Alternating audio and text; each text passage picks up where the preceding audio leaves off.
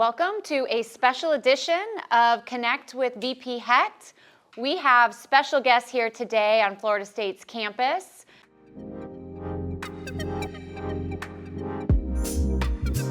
And our host for this special edition is Amelia Parnell, and I'm going to turn it over to her to kickstart our podcast. Thank you very much. I'm happy to be with you all. I'm Amelia Parnell, and I currently serve as the President and CEO of NASPA, which is one of the leading associations for student affairs. And I have to say, this is personal to me and very special. My entire career up to this point started with roots in Tallahassee, both FAMU, Florida State, and Tallahassee State College, between my work in the Florida legislature, my alma mater, working there, studying there, teaching there. I couldn't be more excited to moderate this conversation. The only challenge I have is to fit all these questions into a small amount of time. So I want to just dive in and give you a little bit of the frame. So what I'm thinking is that we'll go past, present, future. So the first set of questions, we'll go back in time. We'll think about how you first fell in love with student affairs, this being Careers in Student Affairs Month. And then we'll go into the present, some opportunities in the field, some challenges in the field, day-to-day, what's it like to be in your role. And then we'll look ahead. We'll look at things like technology and innovation. And then we'll take some questions from the audience. And I think at that point, we'll get the hook. And we'll have to wrap up until the next special edition podcast. So how does that sound? All right, let me start with a little bit of a kind of opening intro question. If you think back to the beginning, the origins of your career, what was your first role in student affairs, and how did it shape your perspective of how the field is right now? So let's go in order. We'll go with Christen first. Well, hello everyone. I'm Christen Givens. I'm the Dean of Enrollment Services and Student Affairs at Tallahassee State College. And so I kind of fell into, I've been in higher ed for 21 years now, and all at a community college, state college level. But I sort of fell into student affairs. Out of college, I was ready to change the world. And I was a substance abuse counselor for 3 years for the 14th Judicial Drug Court System. And I decided after 3 years of doing that work, that was not for me. And you think, oh no, I'm done with my educational career, now what do I do? So I actually met a gentleman in a store, of all places, and we caught up in a conversation. If anyone from a small town, you know everyone. And so he was asking me how I was doing and in my career. He was a former educator, and he said, well, Christen, I have an opening in workforce development at Chipola College, and why don't you come and apply? So I did, and that became my love. I love higher education. I have, like I said, been in it for 21 years in multiple capacities, from workforce development to doing grants and helping in the K-12 system with that lens, to being in student affairs, from everything with recruiting and dual enrollment and all things in between, to do enrollment services now. And so that has been my history and how I fell in love with student affairs and higher ed. So always know that sometimes it may not be exactly what you thought starting out, but the path will take you where you need to be. That sounds like a commercial, student affairs, and the screen fades to black. What do you think, Amy? So my path is very similar to probably many in this room. I was a very involved student. I am an alum as well of Florida State University. Came here thinking I wanted to be a news anchor, a news journalist, and quickly got burnt out, decided that is not the path, but I was very involved with SGA, different organizations, and my sorority. So I traveled for a year for my chapter, Alpha Chi Omega, and went to grad school at the University of Pennsylvania. They had a one-year master's. I thought I wanted to go into Greek life. Then I traveled the country for a year and decided that was not for me. And loved being on a college campus though. And my grad assistantship was in events, special event programming, event management, and got my master's. Had no thoughts of going for my doctorate. Didn't think I wanted to do that, wanted to get out, make some money. And during my travels with Alpha Chi, found the University of Pennsylvania, loved that campus and program. And there's so many schools in the Philadelphia area, was able to get my first job, which was at a small Catholic institution, and I got to do everything from SGA to orientation to the programming board to a transfer group. And my frustration was that I couldn't spend any time making any of those things great because it was a small school. There was like 3 of us in student activities doing all of the things. But ended up moving up and getting to see kind of the administration, realized I need my doctorate and went back part-time to earn my doctorate in higher ed administration back at Penn and kept working at Temple University, and the rest is history. Never thought I would come back to my alma mater as the vice president when I was a student. It just wasn't on my radar that it could be possible. But I did get the call from a search firm and thought, oh, I'll just see what they think of my resume, and the rest is history. And here we are. And here we are. All right, Will, how about you? I'm going to give you the shorter version. So when I began my career at Florida A&M University, I enrolled in the pharmacy program. Organic chemistry taught me that I would be taking the drugs instead of passing them out. So that is a course that I failed several times. And I've always had a love of people. Psychology became my focus, so I changed my major to psychology. Got a lot of mentorship, joined organizations, I was a part of student government, graduated, wanted to be a guidance counselor. I'm actually from Graceville, Jackson County. Way to go. And so graduated there, enrolled at Florida State for the PhD program. My graduate assistantship was located in the Multicultural Student Support Center at that time, under Student Affairs. And so learned everything I could from Mr. Charles McGarrett, who was a mentor of mine here.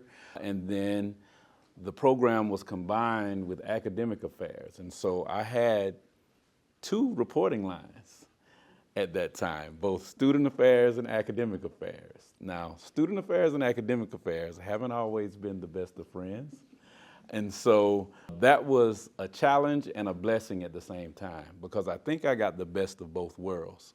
And so as I'm here developing the CARE program, having a lot of success with that program, I was asked to come home to my alma mater. I turned them down 2 times.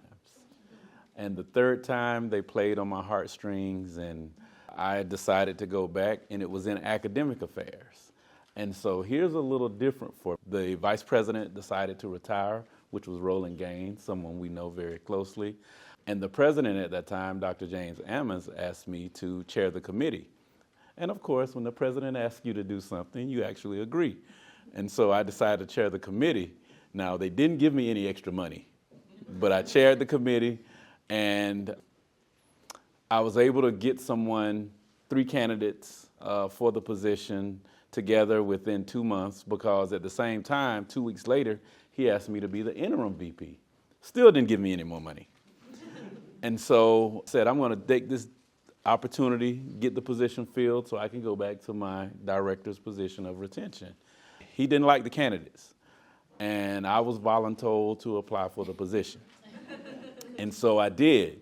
So I knew what the position entailed, and I didn't really want the position, to be honest.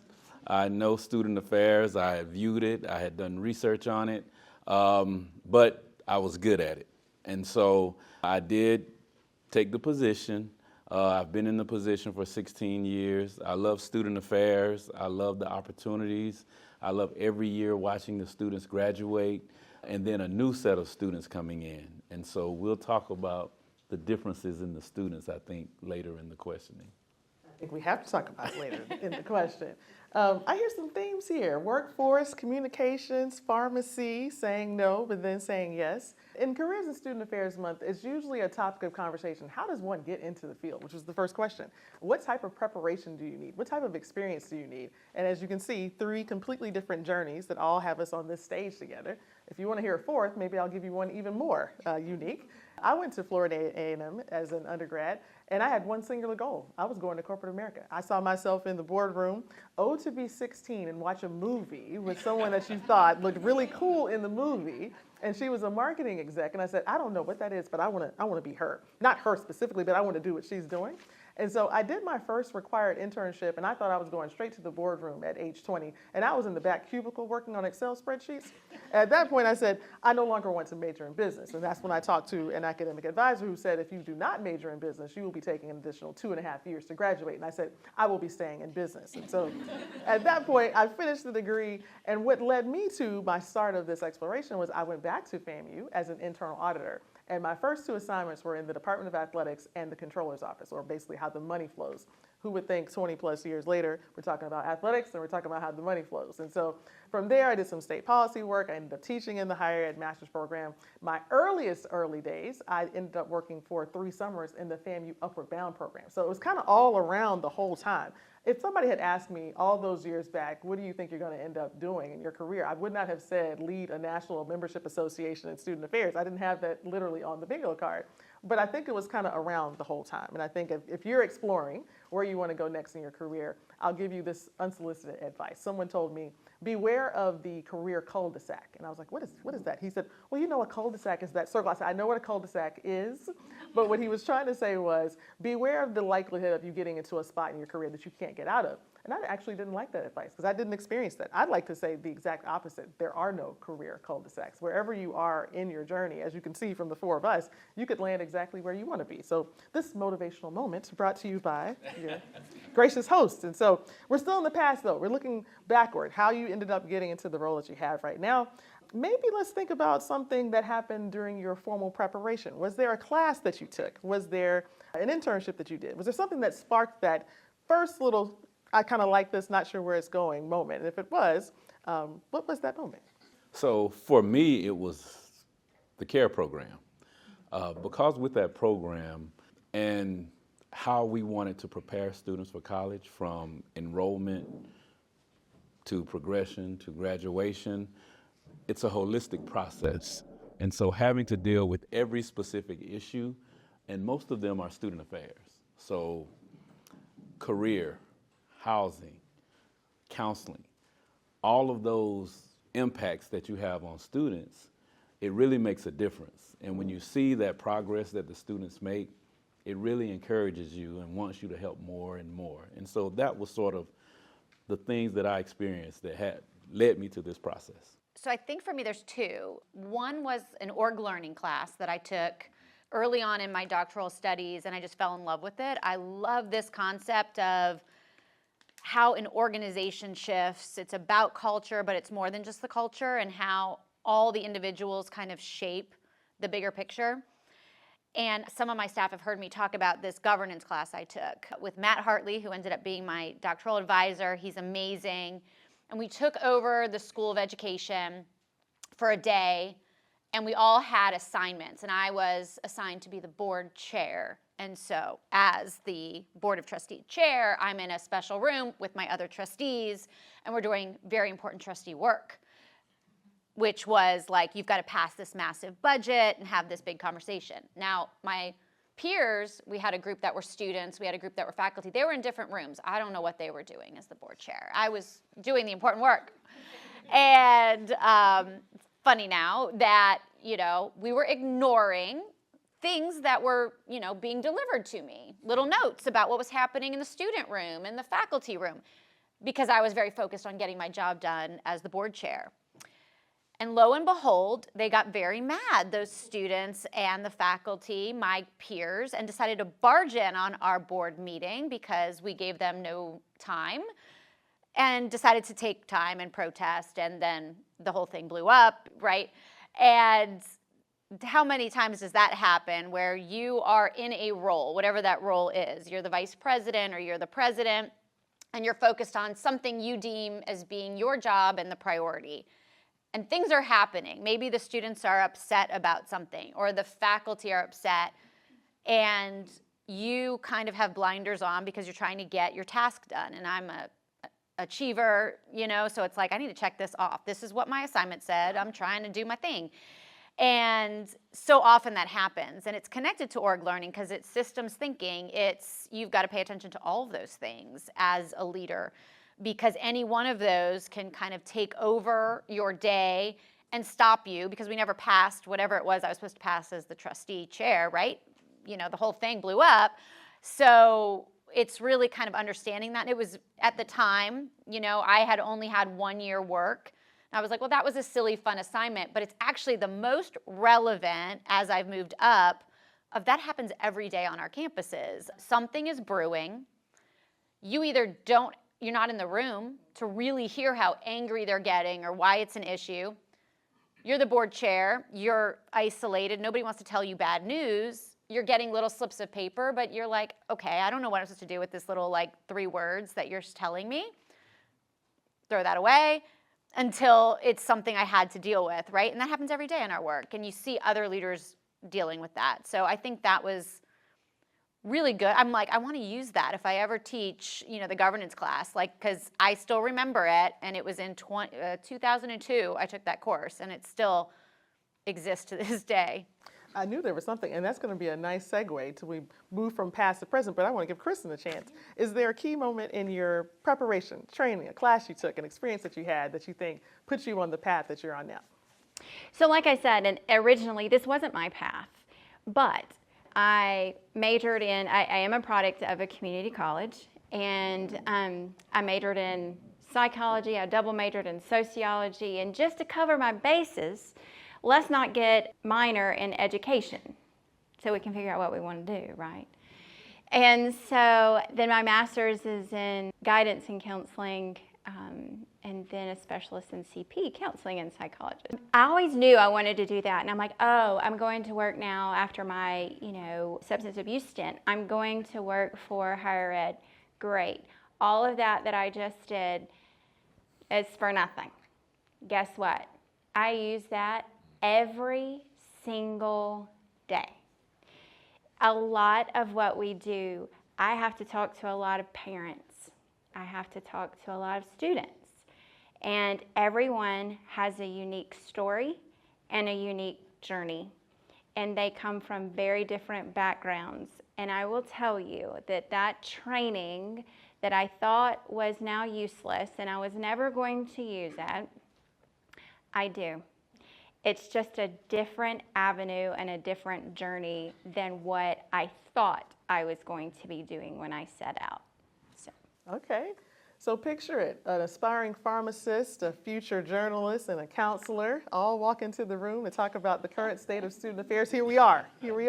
We've set the stage. And so I have the same question, but I want to do a different take. So I've asked you all the first couple questions, same one, but let's mix it up a little bit. So I'm going to do same central theme, but a little bit of a spin. They say no 2 days are alike in general. And so I had on here, what does a typical day look like? But it depends on the day, which month we ask. And so I want to be a little bit more specific. Let's talk about what your days are like. And I'm an optimist, so we're going to go on the positive side first. Not that there has to be a negative side. Christen, what's a day, if you think about the cycle of your typical year in your role, what's a day that you always look forward to? My favorite day of the year is when we have convocation. At the beginning, we have convocation, the beginning of the fall semester.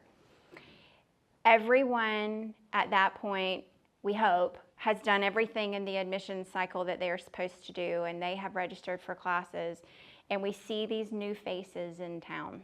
They're in Tallahassee, many of them, for the first time. You see nervousness, you see mom and dad walking around with their student, trying to find their way and all the things, just the excitement in the air for Convocation Day. So I will say that's probably my favorite day of the year, that you really get excited about what you do.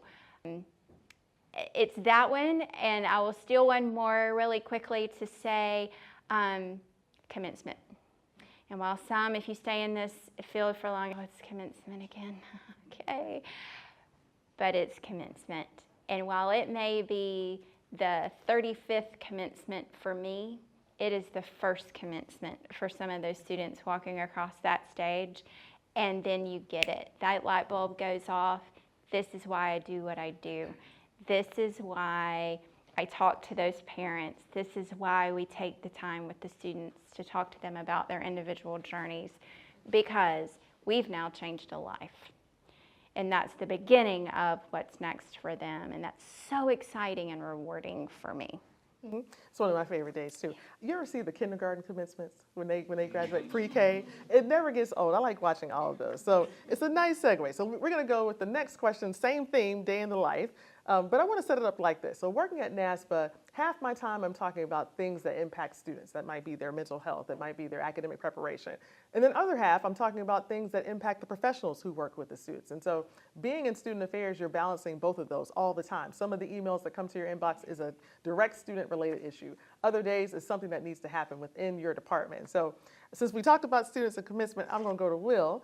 Tell us about something that you do regularly with students that you look forward to. So it could be homecoming. I heard it's homecoming week, but it could be something else. So that's the first thing I thought about. This entire week, although and we say we don't eat, we don't sleep. It's homecoming week, and that's true. But it's not just the students, it's the alumni. And so seeing the impact that you've had on students, we really tout our social mobility because we have students whose families are below the poverty level. And with 1 degree, they change the trajectory of that entire family. And that means a lot. And so homecoming week but graduation is also, I was trying to think, I've got like 6 or 7 days that I love throughout the year, but during homecoming week to see so many students that are currently there and then student parents that come in and say, thank you. You recruited me when I was in elementary school. I had that this morning because the parent and the child that's now at the institution was running the 5K with me.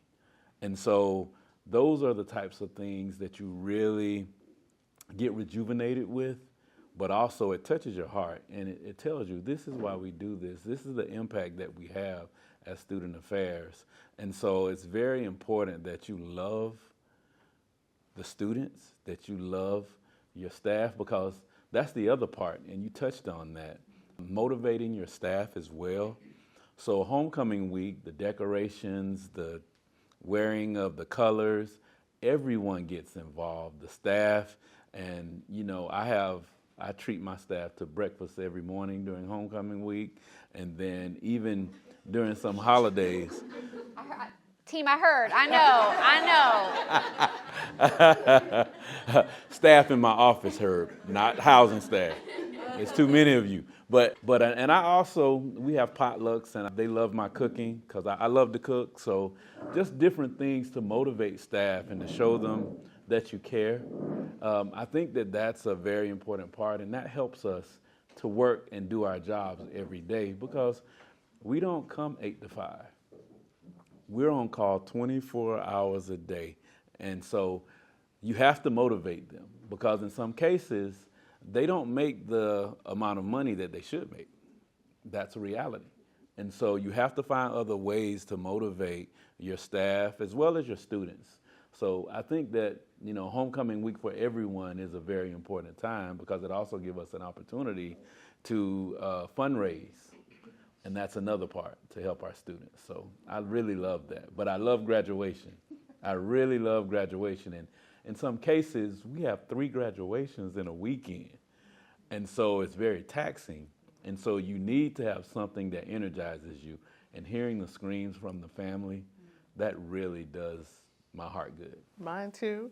You have set us up for a question that you probably thought was coming. So if we're talking about students, we're also talking about professionals. So when you're not planning a future breakfast during homecoming week, and when you're not moderating a podcast, you mentioned the work that you had done in the class 20 years ago, looking at organizational budgets. And if I were to look at your budget, I bet I know where some of the big items on there are probably technology and maybe personnel. And so with that large investment of time and resources, I got to ask you, what's something that you always look forward to doing with your colleagues in the Division of Student Affairs? Something that is routine and regular, but it really excites you. Yeah. Well, there's a couple things that kind of come to mind. And like I heard this, I know homecoming's in 2 weeks at Florida State, so I got you guys. I will not cook it though, because that would not be a gift. That I need y'all functioning too for the rest of the week.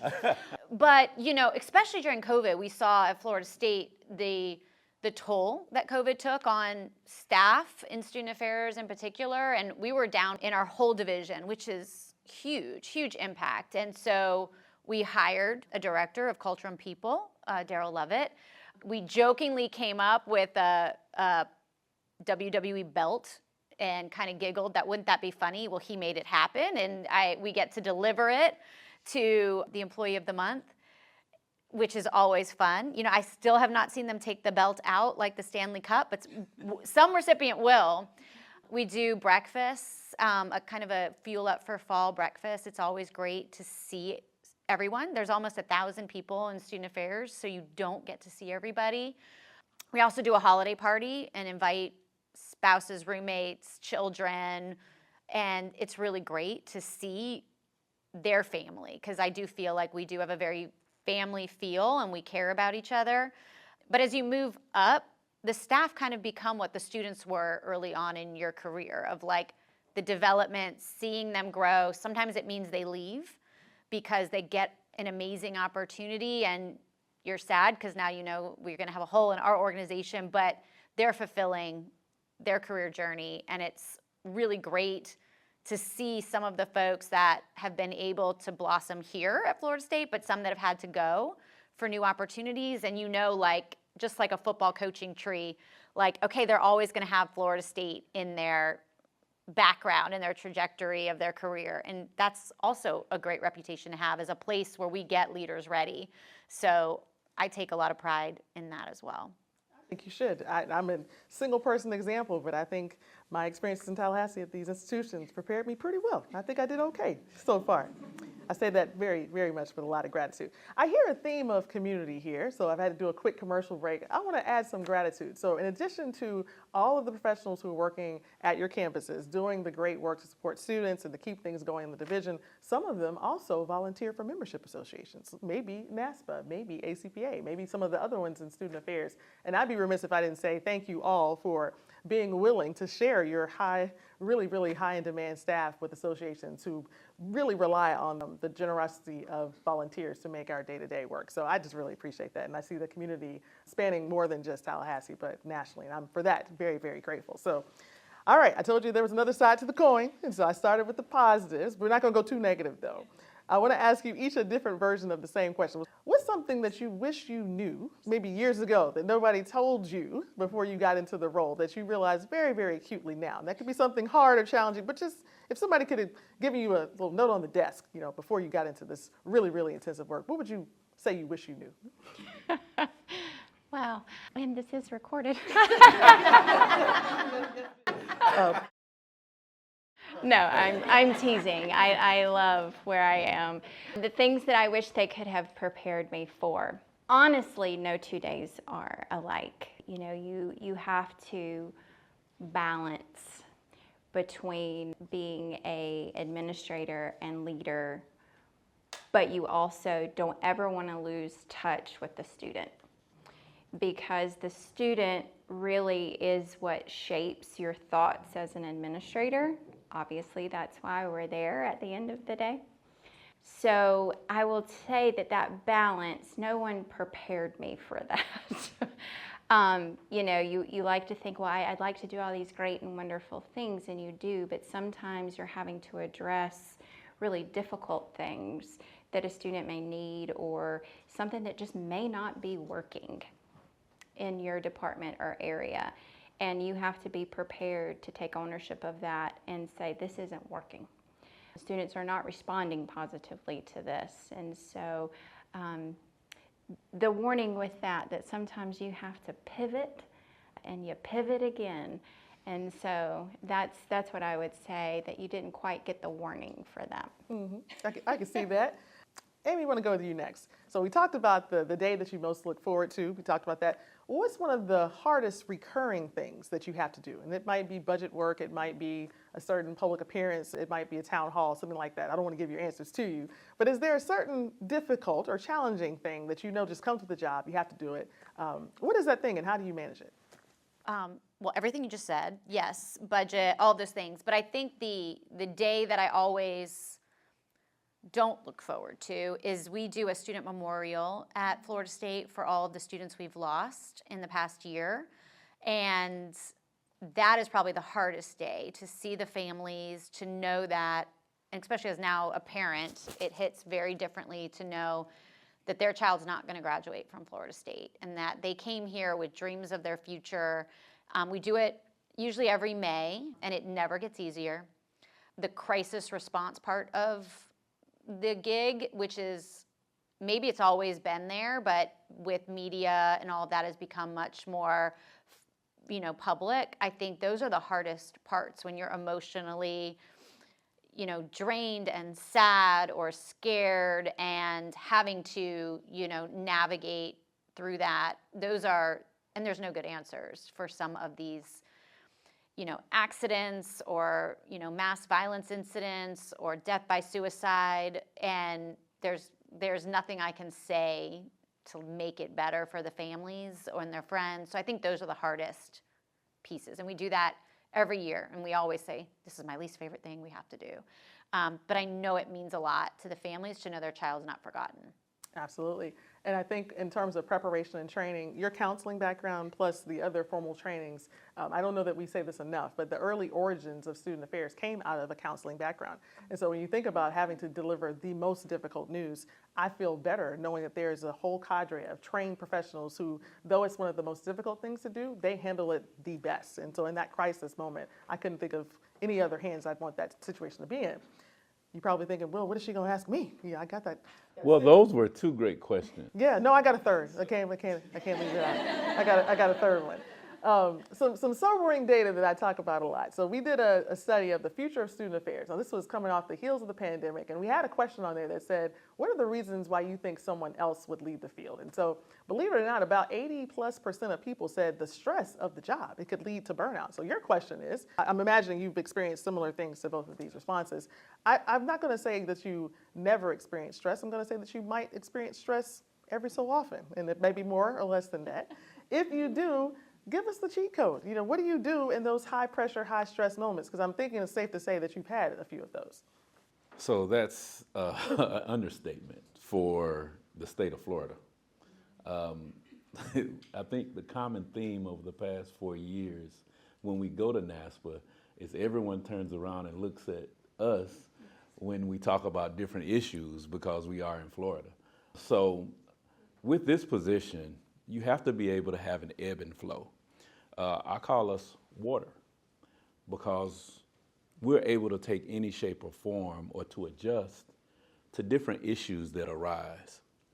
And so if you're in this position with the stress of the position, you have to have different mechanisms to deal with your stress. The answer to your first question, what would I wish I would have known then, now, would be how to have self-care. You have to have self-care because of the stress that you deal with. And so many different situations every day that may come about. This fall, the beginning of the semester, I had to bury 2 students that died in a tragic car accident in Houston by a drunk driver. One had just received a job in Atlanta, a nice, lucrative job. The other was going abroad to study in Germany. And I knew both of the students personally. They worked in housing, they worked with orientation and the Welcome Center. And so that was very hard and stressful because we're the ones who typically have to call the parents when there's something or even if something happens outside. And so I had to find a solace in music. I love to play cards. I am the best at spades. So I find my outlets in doing that. And then you have to have those individuals that you can confide in and who know you and who will check on you. Luckily, I have a great one here who calls me and say, Will, how are you doing? Is there anything that I need to do? And we have lunch once a month, which is a great opportunity to just laugh, to talk, but to also check on each other's families. And that means a lot. And so finding an avenue for you to have self-care. I found out about massages, never had a massage before this. That's something that now I make sure it's on my calendar every month so that I can get rejuvenated. And so there are certain things that you love to do, that you like to do. I read a lot. I love reading. I love Greek mythology. And so finding those avenues helps you deal with the stress, but taking that time and not taking it home. Amy taught me one thing too. She taught me how to leave it at work and don't take it into the household. So if you have children, you have a wife or a spouse, you don't bring those issues home to them. You're there with them to give them the attention that they need. So each of us have to find that sort of mechanism that we have, or that pattern that we have that we love to do. And so that's how I deal with stress. I would add to that. I think I've said this often. One of the best places you can be in a difficult time is in a community with others who know what you're experiencing and what you're dealing with. And though we can't always solve each other's issues, it does still help to have someone say, I know what you're dealing with. I've been there. So how about this room of people that the viewer can't really see? We're looking at an audience of people, and I hope that you all are still finding community in there. As a quick sidebar, that's really great that you are the best at spades. You probably thought I taught student development theory, but I also teach spades. And so that'd be great to have you take my class, and we see how that goes. So we'll see you in Kansas City. That's a shameless plug. NASPA committee. Yeah, that we want that's everyone really in Kansas City to see this spades tournament that we're going to develop. I know it. And you heard it here first. I'll bring my book, my training manual.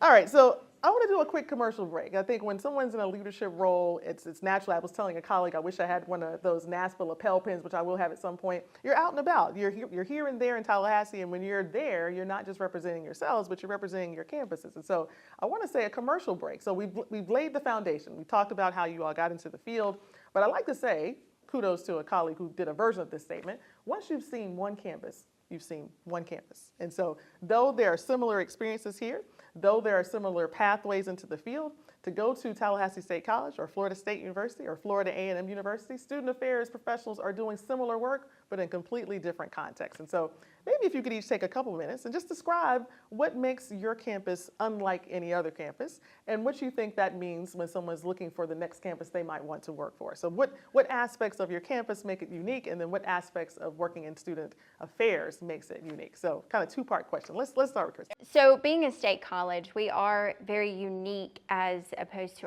our friends at the university system. So at Tallahassee State College, we are different. Number one, there's 28 state colleges in the state of Florida. Most of them, and how we are unique, is most of our students are traditional students. They come to us, the majority of our students do, to transfer to one of these other wonderful institutions. However, we offer not just the AA track. We have AS degrees, we have short-term certificate programs, workforce development programs, all of our AA tracks, and then now we have dipped our toe in the water with some baccalaureate degrees. And so with that, you have the uniqueness to our college that you have different types of students all over campus. And it's serving their needs. But most of the ones on Tallahassee State College campus are 18 to 24. And that's very different from some of our sister institutions that may have a little bit older of a student. And so that is what makes us very unique. Unique to our own kind, and then unique to we are so privileged to live in a city where we have such dynamic and diverse opportunities for education. And so I hope that if you came to our campus, you would see that we try to capitalize on that and to attract a unique crowd that is ready for the workforce, all the way to wanting to go on to one of these fine institutions. So I think that's what makes us a little unique. So for Florida State, as a state university located in Tallahassee, the state capital, this is probably the most political institution I've worked at, and I've worked at several other states. Partially that's because we get so much funding from the state. And so when I was at the College of New Jersey, that was about 10% of our budget came from the state. And we said, they cut any more and we're just not gonna be a state university, we're gonna be a state located institution. And so with that comes a lot of oversight. I've had to pay a lot more attention to the bills and what comes out of the state legislature than I have at Auburn University, the College of New Jersey, Temple University. That's really been something very different at FSU. I also think even though we are now 46,000 students, I don't think our students feel that they are at this huge R1 institution. I do feel like everyone does really good work so that students feel like individuals. They have someone who can talk to them, give them the connections they need. I think that makes us really special. And like probably FAMU as well, our students get a lot of responsibility.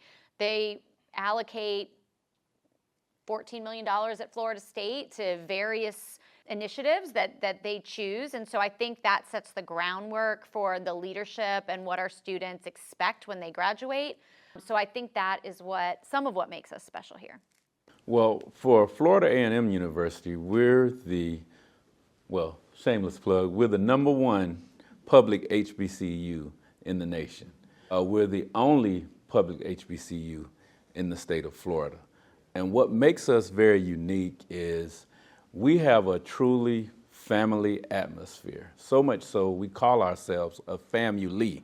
We make students feel like they are our nieces, our nephews. And so that feeling that the parents get from recruitment through orientation, that helps them decide where they want to be. And then we also guide them, and we do a lot of hand-holding. So I like to say that FAMU is a larger version of the CARE program.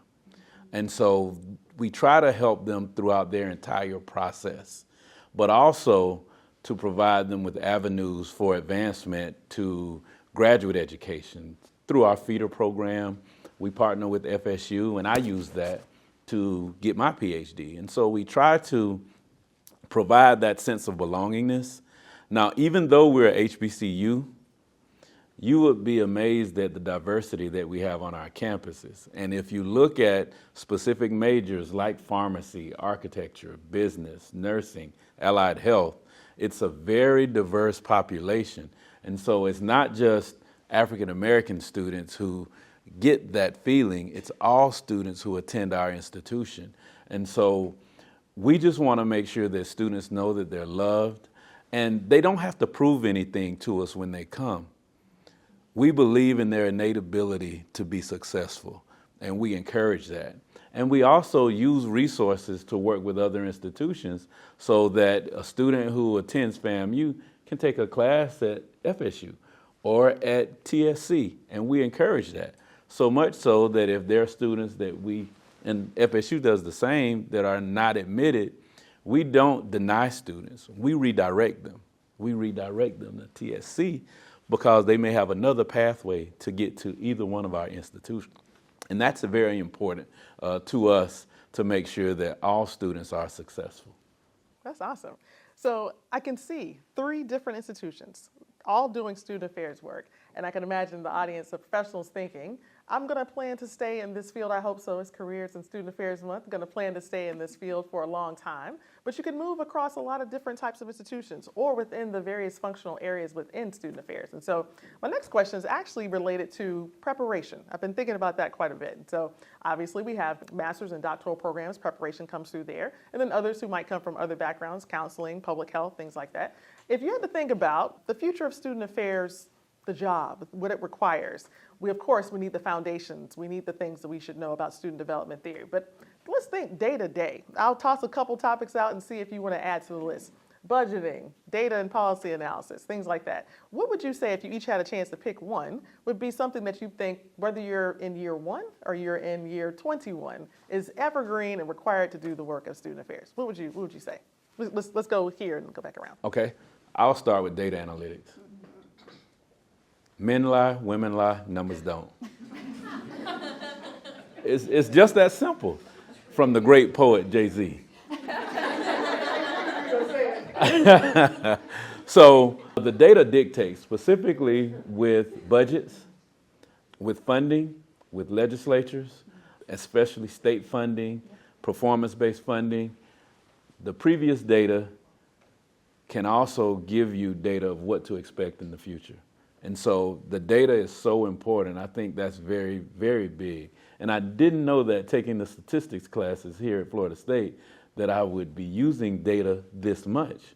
But that's something that we discuss on a daily basis, and we have to look at weekly to see the data to make sure that the students are performing, that we're giving them the student support services that they need to be successful. And then it also impacts our budgets because we have to have the budgetary process to make sure that we're getting enough funding to support our students, whether it's counseling services, whether it's career development. But all of these take money for us to be able to perform and for staff to be able to do it as well. Absolutely. I shouldn't have a favorite, but data's up there. It's up there. So I'm going to cheat a little bit. Ditto. Yes, yes. So you took one, so good. A couple that we've been talking about, supervision. Folks are rewarded for, gee, you did a great job on that program. Now guess what? You get to supervise someone. These are two very different skill sets. Some people can figure it out. Some get there the hard way, but we're never really taught how to supervise, how to coach, when to do which one. And I think as folks are moving up, we're seeing the necessity of that. Crisis management, crisis response, like what does that mean at various levels? And I think depending on what area of student affairs you're in, you may be better suited to respond right now, but we see that. And then, and I don't think it's just being at a state institution, the federal government, the state government, understanding the political landscape and all of the levers that may not seem connected but are.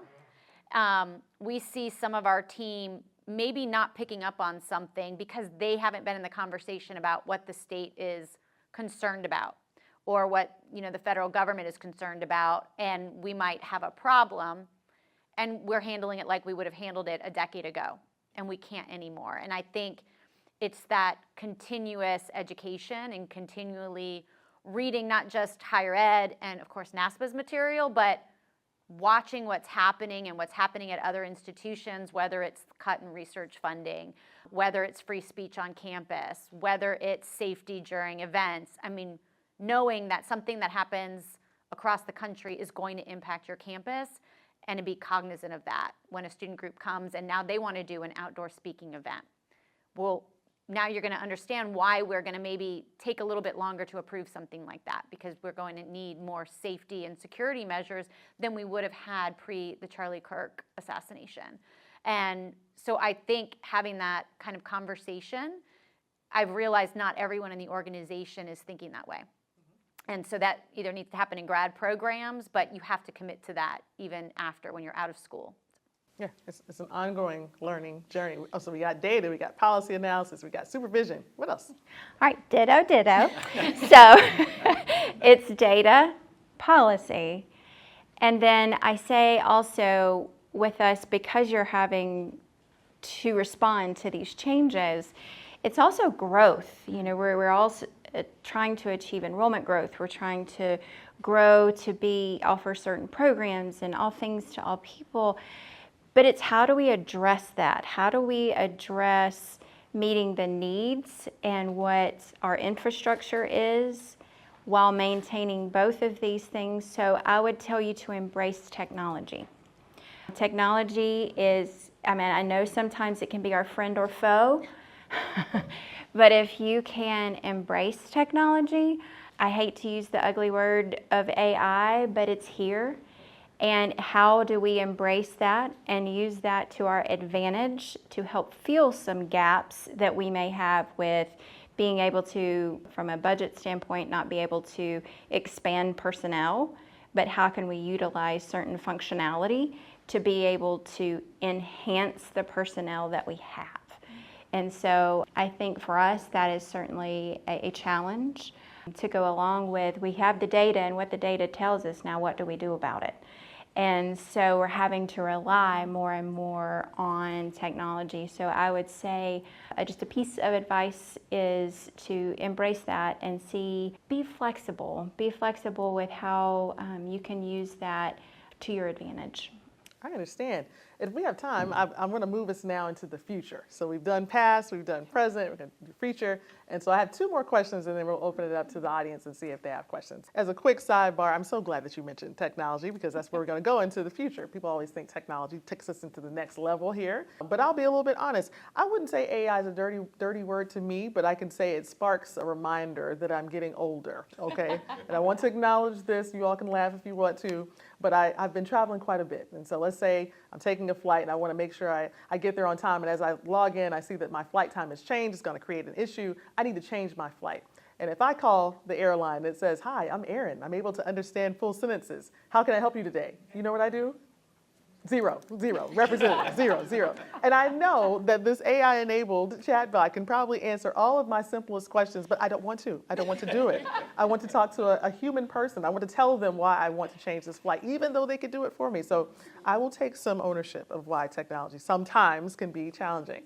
If I can add one to it, I'm going to add communication. I think it's an evergreen skill. If you have to talk to a colleague that you're not quite seeing the same themes together, you maybe are a little bit disagreeing. The idea of whether it should be an email, should it be a face-to-face conversation, a phone call, maybe nothing at all, let it go, that type of thing. I can't stress that enough. It's been evergreen for me at least. So looking into the future, I like HGTV. Do you all like HGTV? You're like, where are you going with this question?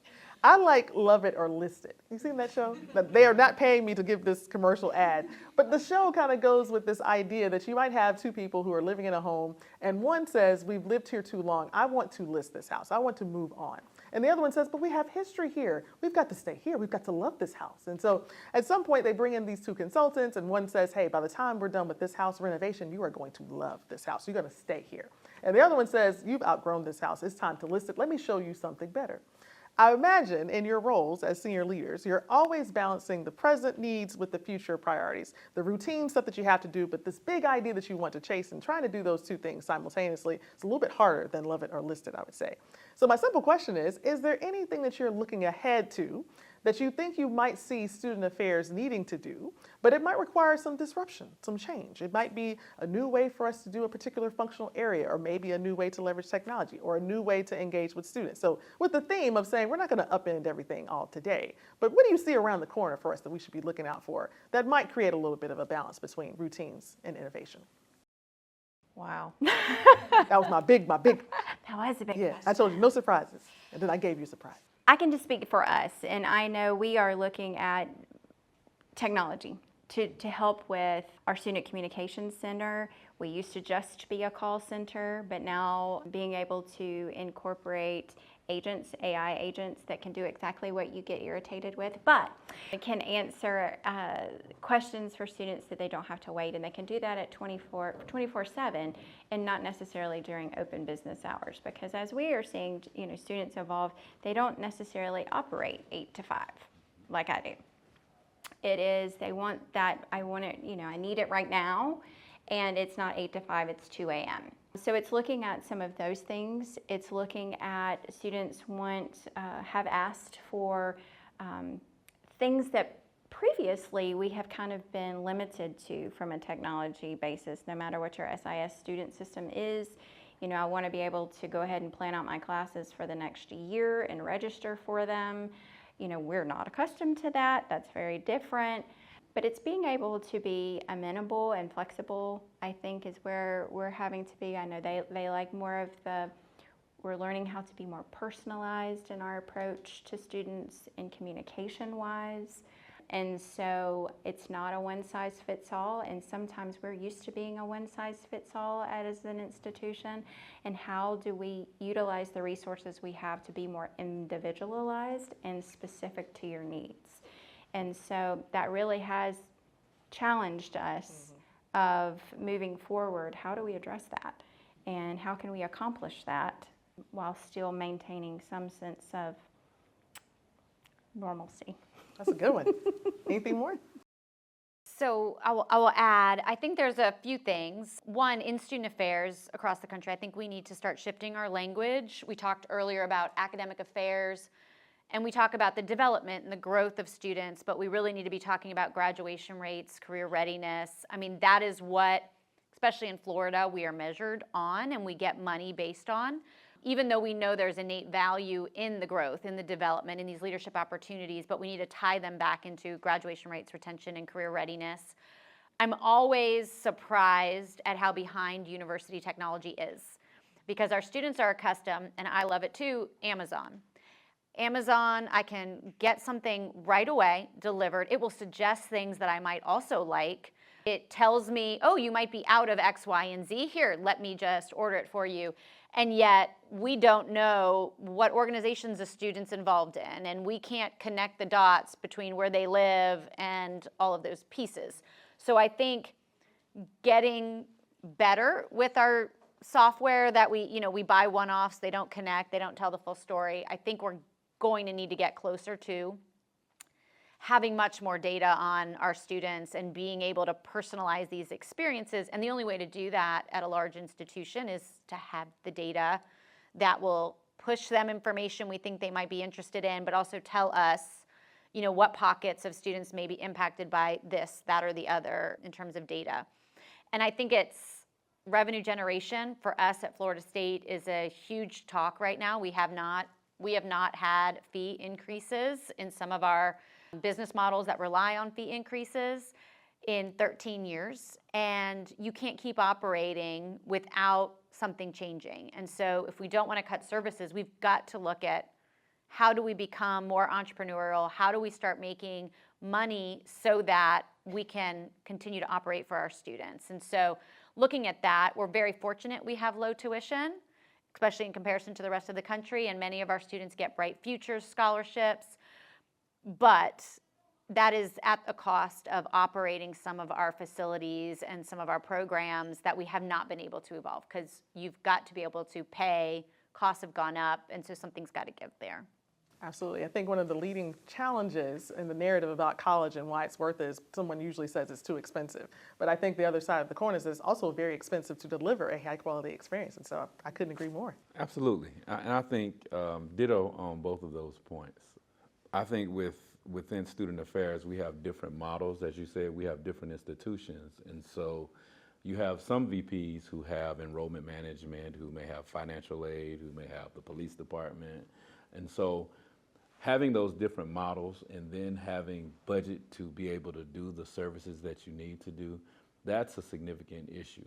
We're looking at enrollment. How do you increase enrollment but still increase it with the types of students you need to meet the metrics? And so it's a challenging dynamic for student affairs professionals and the people who work in the Division of Student Affairs, because there was a time where we only looked at surveys. We do a lot of surveys that say, did you enjoy this?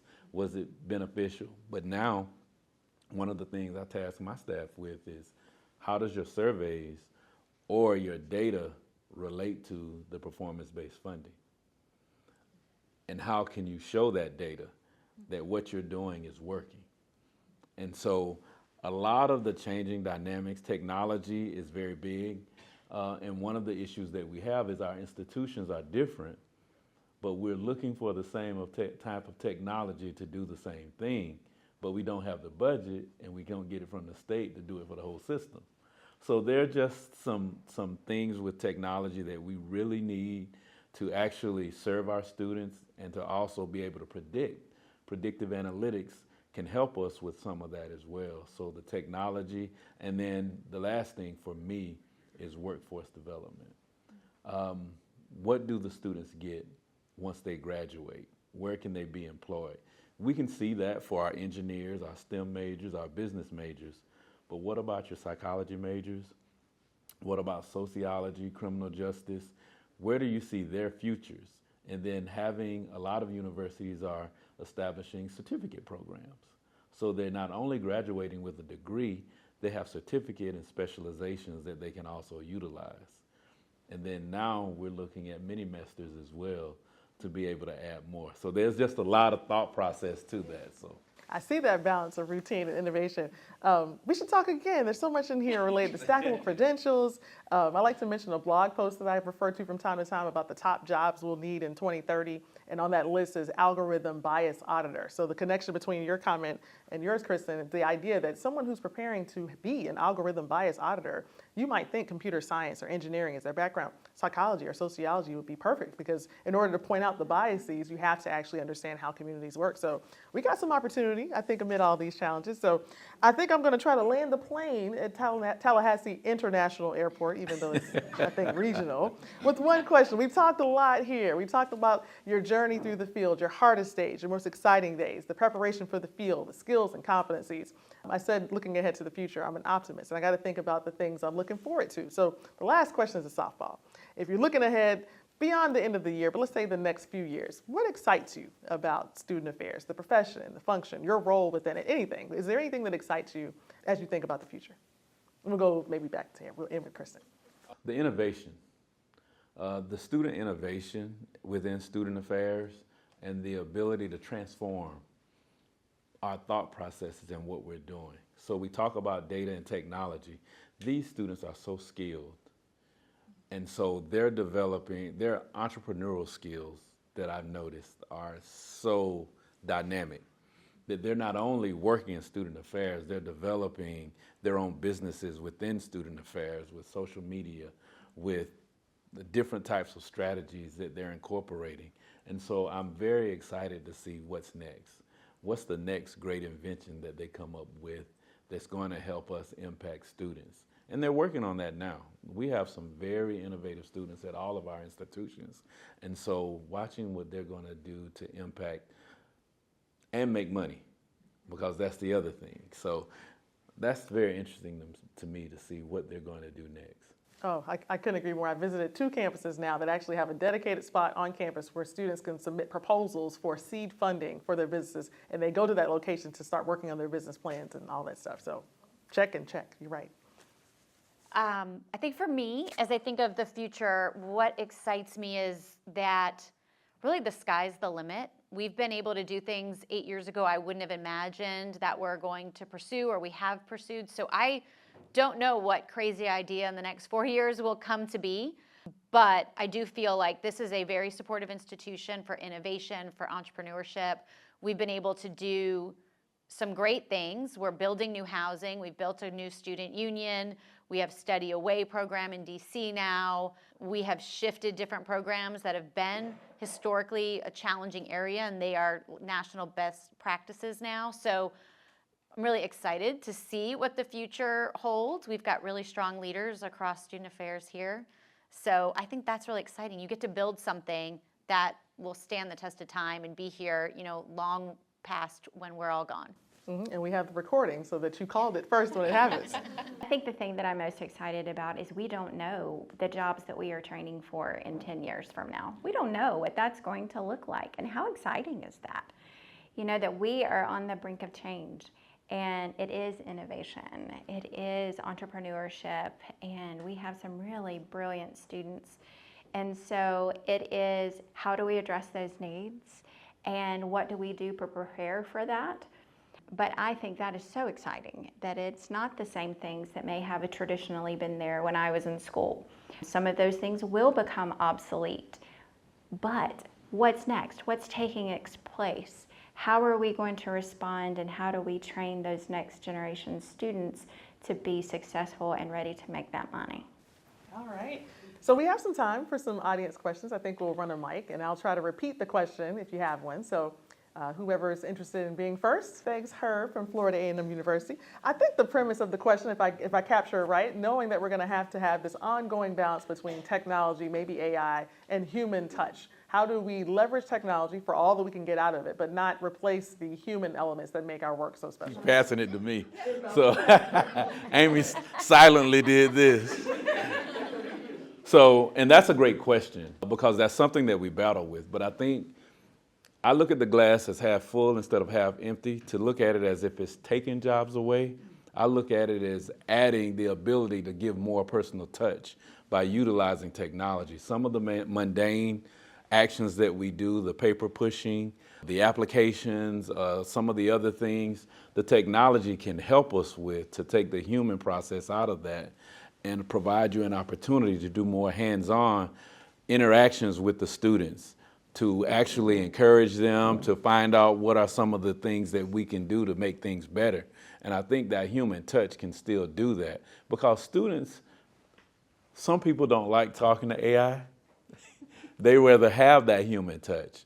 And so that allows you to sort of reinvent what your staff is doing and utilizing technology for that benefit to do the mundane work, but also shift and train your staff to give more of the personal touch. Now, you still have to know what staff can give that personal touch, because everybody's not a people person. So some people can be people persons and should be in front. Then there are others who are good at processing and doing those other things. And so you have to balance that. But I think technology can help you provide more of that personal touch that you're looking for, whether it's a phone call or answering a phone call or having Zoom meetings with students to discuss different issues that they have, or even having small groups. And so you have to develop those strategies that staff can use, and you work with them. Your staff retreats are the times that you should be going over those types of things and developing those strategies to give that personal touch to students, specifically if you're implementing technology. We're implementing Workday right now. And thank you, TSC, as well, for both our financials and our student. And so the objective is to provide an opportunity to leverage the technology so that we can spend more time working with students and helping them understand how they impact the performance-based fundings and other things that we need to do. So hopefully I've answered your question. So it sounds like you're saying AI will not replace us. No, AI will not replace us. I don't think so. I don't think so. I don't think so either. I think it will help us, like you said, go from being transactional to even more relational. It reminds me of like the MOOC conversation. Do you remember the MOOCs when it was like, oh, brick and mortar's gone. Everybody can get their education now online. We saw how that went during COVID. Right. No one likes, at least no one I know likes being online entirely. Like that sense of community that we give on our campuses is so important. I think there's always going to be a role, but I think we need to use AI. One, you need to know how it works. You need to know what kind of questions to put into it. You need to be able to assess, is it a hallucination? Is it real? But I think you can use it to work smarter and spend your time on innovation if you don't have to spend 2 hours writing a letter or a report. And so I do think there's always going to be a case where humans, we like community, we like to be present. While there is some convenience with Zoom meetings, I still think we all still want to be together in some form. So. Yeah, I agree. Did you want to add anything? Yeah, that was great, yeah. I totally agree. We got another question over here. Thank you for the question, Tatiana. I sensed a little something when you asked that. You said, I'm 8 weeks into the master's program. And you said we have to have a terminal degree to do this job. Tell us more. So I think the question, if I repeat it, was any advice or counsel you have to offer about the decision about whether or not to pursue a doctorate level degree following a master's degree to work in the field? So I'll share kind of my experience. I was ready to make some money and stop paying tuition, and I just didn't want to be in the classroom anymore reading. I was like, it's time. So I worked after probably 4 or 5 years and only went back when I did because I did really good on my GRE, and I did not want to have to take that again. So I'm like, I'll just apply, and I'll just take one class for my doctorate. But I knew I needed it because I was about to hit the ceiling. I was an associate dean. Probably wasn't going to become a dean of students without it. But when I left the master's program, I had some people that kept going. I just wasn't interested. My heart wasn't in it. And if your heart, girl, it's hard. Master's is hard. The doc is hard. Like if you aren't ready, don't do it. And you can always go back. You can go back part-time. You could go back full-time. I did the part-time program. It took me a total of 6 years, because a lot of my coursework already counted master's to the doctorate, but I actually had thoughts on what I'd want to study and what I'd want to do. I do think it's needed. It's not just a hazing exercise so that you can move up. It will feel that way. And I can't deny, like, there might not be components of that in it, but the way that it makes you think, even if you're not teaching, is really important because it will allow you to understand data. There's research level data, but then there's the assessment data that you will need just to make a decision to know that something's worth investing in or not. So eventually, yes, but I think wait until you have a desire to study something. I don't think you need to just motor through. Now, my mentor would say, no, if you're used to being a broke college student, keep going and don't get used to making money. And we both ended up becoming vice presidents. So, but for me, I just had zero interest when I was done with my master's. I was done with writing papers and reading because I had to. So I'm a little different. If I would have stopped, I would have never finished. And so my mentor, who's Dr. Fred Humphreys, which we're doing his statue in the morning, he told me the same thing. You've been broke this long, what's a couple more years?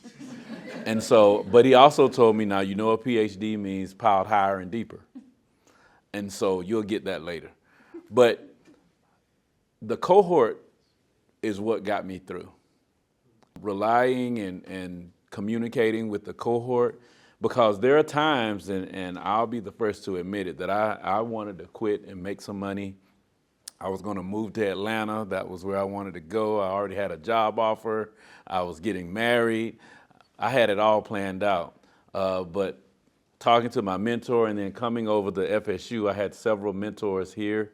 Dr. Larry Abel, the former provost, was one of my mentors. Dr. Sampson in the Career Center, who used to be in the Career Center here. They encouraged me to go ahead and get it done. And so I had to push through. But that cohort that I had my two best friends still to this day, and we've been traveling for the past 20 years, at least twice a year. Dr. Andrew Dare and Dr. Quebec Logan. Andrew is the provost at Wisconsin, and Quebec is a school psychologist well known in Phoenix, Arizona. We pushed each other and we encouraged each other. And we each graduated on different semesters, but we still encouraged each other. So I heard you mention in there that this was not only for you, for your cohort as well. Help each other get through. Help each other get through. And your master's program, as Amy said, is going to lead directly into it. So everything that you're doing at the master's level, make sure that it's relating to a topic that you want to do your dissertation, that you're going to focus on for your PhD. And that makes it a lot easier as well. I want to add an extra piece. It's just sage advice here. Maybe don't miss the moment. What I want to say here is throughout your career, and I hope you all will agree, you will have plenty of decisions to make. If today's question is, should I pursue a doctorate? The next one will be, should it be a PhD? Should it be an EDD? Which program should I go to? Should it be in person only? Should it be in person, part virtual? So you'll have plenty of time to make a lot of decisions. My best advice to you is you're in a master's program right now. I know 8 weeks in, it probably is quite a bit challenging, but maybe don't skip so far ahead to think about the next level that you missed the moment to really go deeply in what you have right now. This curriculum is set up for you to kind of test what you thought you really liked and to maybe unearth some things that you didn't know that you might like. And so it's not to say, hey, don't worry about it, it's going to be fine, but don't look so far ahead that you forget to be in the moment too. I think there'll be some good things for you to keep in mind. Christen, do you have some advice? Ebony? I'll tell you the flip side. I will tell you this. I loved my master's program, and I wrote the master's thesis. And by the time I finished writing the master's thesis, I went on for my EDS, my specialist in higher ed. And it was a joint program then where you took the coursework first, and then you either could exit with your specialist or go on and write your dissertation. And my master's thesis, I no longer liked. So be careful. I agree with what you said wholeheartedly, that like what you pick, because that does lay the framework of moving ahead. And so I knew then I was in a conundrum. At the end of my specialist program, I'd finished the coursework, and now it was just to go off and write, right? And I was like, I'm really going to have to start completely over because I don't like what I wrote. I'm not passionate enough to put in the work for the dissertation of what I wrote my master's thesis on. So I will say that. Be cautious about what you choose. Make sure that you feel passionate enough that you're willing to endure the 6 years and the money to continue to do that. I have thus far been successful with a specialist degree without having a doctorate degree, but I will tell you, if you're going and you pick the right thing, don't stop. Keep going. because then you don't have to make that hard decision. Do I spend the time, by then life happens, right? And you have families and all of those kinds of things, and balancing that and trying to get back to school too sometimes is very difficult. So I would just say there you've had it from both sides of the coin, but I will have to agree with these guys that if you're set in that mindset and you like what you've done, keep going. Best thing you did was ask for some counsel. That's good. But ultimately, it'll be your decision. Right. What else? We got one over here. I like to think of this as the first cousin to the question we had earlier. So I like what you added here. If mine was technical skills like data analysis and policy analysis, I think your question is that plus other less measurable but equally as important dispositions that one should have.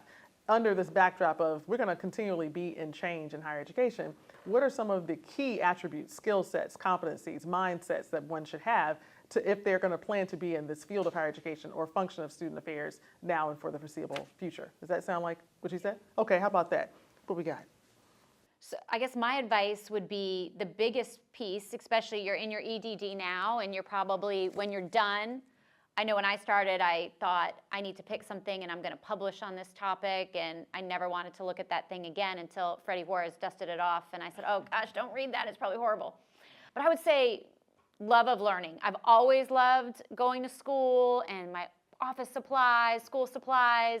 Love to learn. I love to go to a conference. I have notebooks of ideas. Love to be on college campuses and take pictures. Some of my direct reports know I'll take a picture of something crazy and be like, we should do this. We should do this too. You should go see this.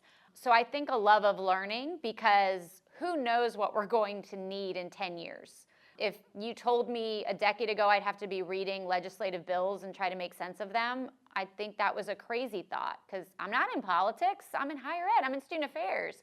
So I think a love of learning, a willingness to read, to go to conferences, and not just higher ed conferences, like things that you're interested in, leadership, technology, things outside of higher ed, I think you can get inspiration in. I think that's the biggest part. One, I'll give a plug for a NASPA book. This is the longest job I've ever held, 8 years. If you look at my track record, I'm 4 years, and then I start getting the itch. But I was curious of what do I do after this vice presidency? I think it's one of the best jobs in the country. What's next? And then I had kind of an existential crisis of, I don't know how to do anything else but higher ed. What am I supposed to do next? Do I just be here forever? Do I be a VP somewhere else? Do I even want to do that? Do I want to be a president? That also looks a little crazy right now. I'm not sure now's that moment. And had a leadership coach, and we were walking through it, and I told her, a colleague and I were working on a book called The Next Act, and it was a co-edited book of all these different experiences, people that I knew that stayed their entire career at one institution and are incredible contributors, been there 30, 40 years at their institution, those that went through K through 12, those that became consultants, those that went to faculty. So every chapter is a different pathway. And that was incredible to see, oh, I'm not trapped. There are 1,000 different things I can do. So, okay, I'm good here now. I'm good. And so I think that learning can happen in a number of ways. It might just be, oh, this is a crazy idea that my colleague had. Let's write a book, because maybe other people are feeling this. What do you do? What's next? What's the next thing? What if I do get burnt out? What do I do next? I've never worked in corporate America, so what will I do? And I think that willingness to learn, wherever that is, even from your peers or what people are submitting to you in writing that you're turning into a book, I think you can find inspiration, and other people may have as well. Absolutely. It sounds like you're saying it's not a career cul-de-sac, that That's basically right. anywhere It's you not. are in your journey, you can get there. You got the last comment before I wrap us up and bring? No, I was just going to say, just to add to what Amy said, and goes with lifelong learning. God gave you 2 ears and 1 mouth for a reason. You have to be able to listen. That's one of the best traits as counselors that we have and that we utilize in our positions. You have to be able to listen to not only your students, but your staff. You have to listen to your president, your other presidents, and you have to be eclectic. You have to take a little bit from everybody that you come into contact with. I've learned so much from our budget director and our budgeting office, to our grants, to our governmental relations to communications.